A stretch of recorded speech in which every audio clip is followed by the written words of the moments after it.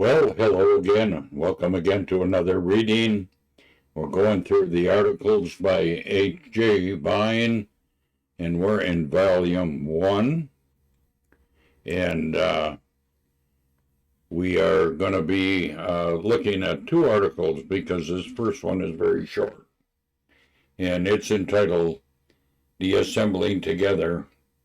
Not forsaking the assembling of ourselves together as the manner of some is, but exhort one another, and so much the more as you see the day approaching.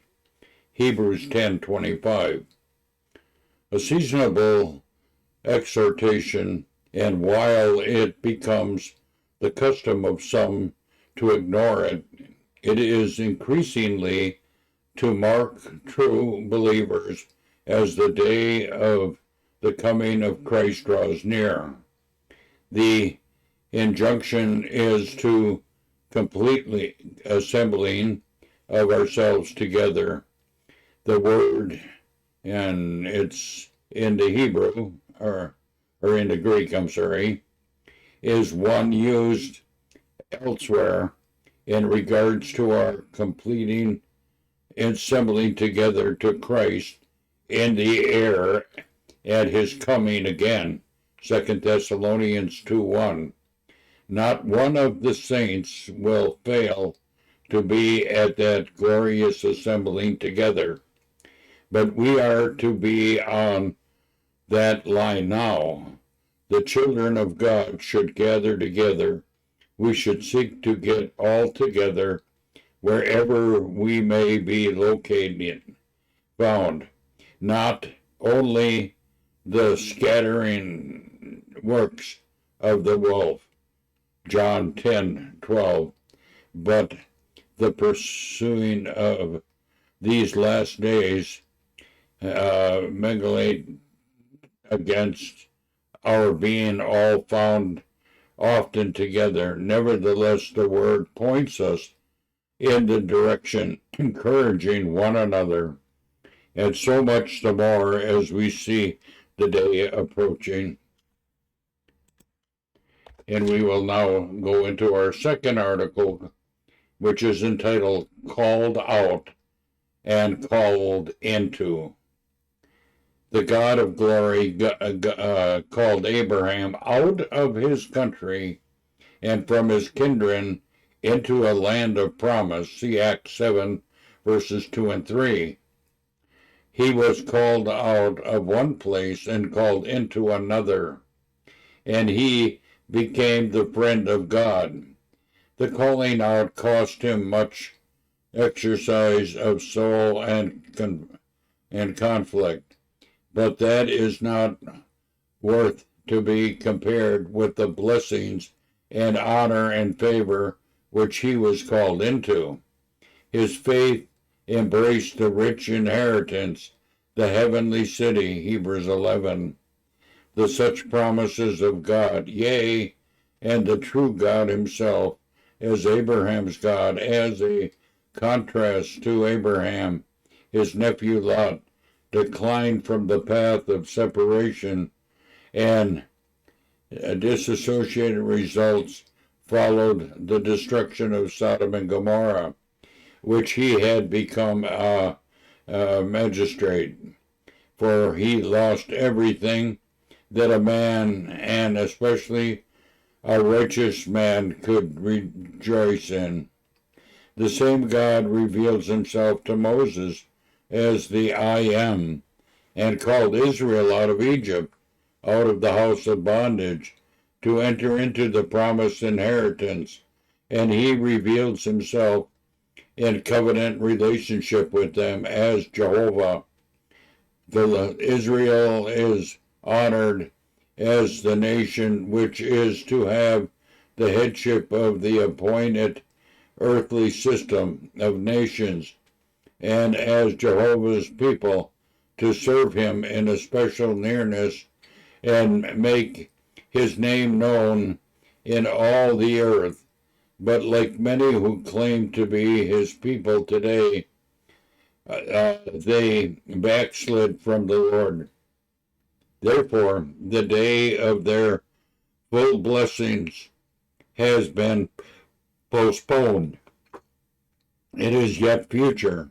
But when they receive Jesus, Jehovah's Savior, their true Messiah, they will possess and enjoy all that they are called into: the adoption nationally, and the glory on earth, and the covenant and the law as given to Israel, and the service and the promises, Romans 9.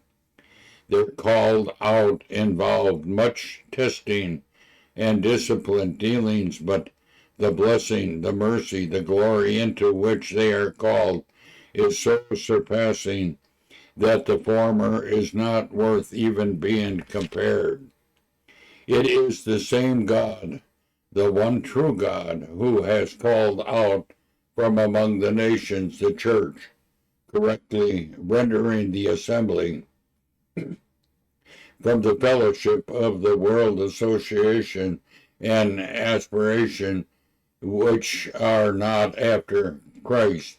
Those who form the assembly are called into assembly, association, and hope, with all virtue centered in Christ, who was rejected on earth and is exalted in heaven. They are called into the greatest, more glorious, and most honored fellowship that God could make known to man. We read, God is faithful, by whom ye have been called into the fellowship of his Son, Jesus Christ our Lord. 1 Corinthians 1:9. To those who are the called at the present time, God is made known in his Son, who has revealed him, and our truth and eternal relationship with the Father, the Son, and the Holy Spirit are to be entered into by us as the called of God, those risen far above those made known to Abraham and Israel. They were counseled by the Father before the world began. The Son came from heaven to redeem us, and has secured them in him, risen from above the dead and ascended on high.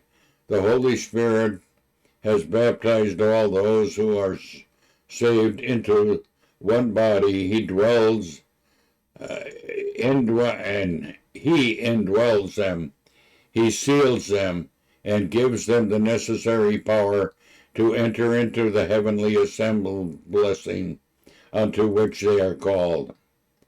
The fact is, Christ's body, the assembly which is formed of believers sealed by the Spirit, has an earth-rejected Lord as its exalted head in heaven, and is complete and completion and necessary for the establishment of the earthly covenant made in regards to Abraham and Israel. Indeed, those who are of the faith of Christ now rejects the exalted must be taken up to be with him on high first, before those who are to share the promise in regards to the earth can truly possess them, as it says in Hebrews 11:40, God having provided some better thing for us, that they without us should not be made perfect. The truth as to the head of the assembly, being above all things in the heavens and on earth, involves that his body must eventually be glorified with him, for the assembly is the fullness of him that filleth all in all. Ephesians 1:23. The Lord said to his own, Ye shall know the truth, and the truth shall make you free. And again, if the Son therefore shall make you free, ye shall be free indeed.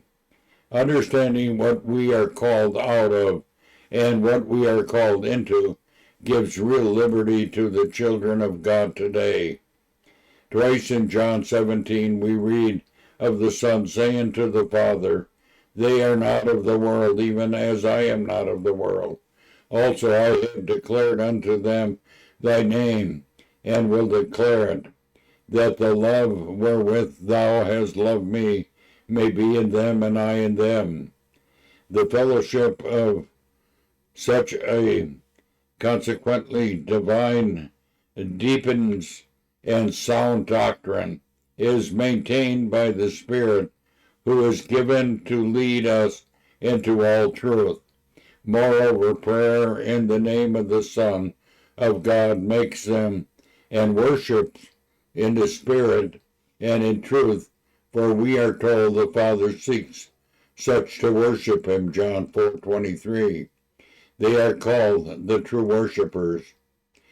To decline from the path of separation, therefore, involves great loss, but to be preserved in it brings increasing gain in the Son and in the Father, in the Holy Spirit, grace and power.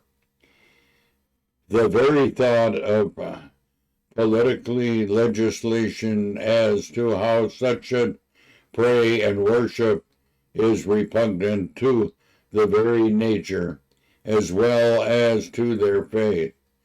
That man without faith and men of conflicting beliefs should be asked to meet in Parliament to vote and decline regarding this is an inadequate denial of the revealed truth of God in regards to the assembling of which Christ is the head, and of which we have spoken. His coming again to take his assembly, soon to be with himself forever, will show that she belongs not to this world, that she partakes of the divine nature that is constituted as spiritual and vital, that her destiny is heavenly, also that she is the body and the bride of Christ, who is rejected from the world, but is yet to shine forth publicly as head over all. And that ends the reading of our 2 articles today. Until next time, God bless and bye for now.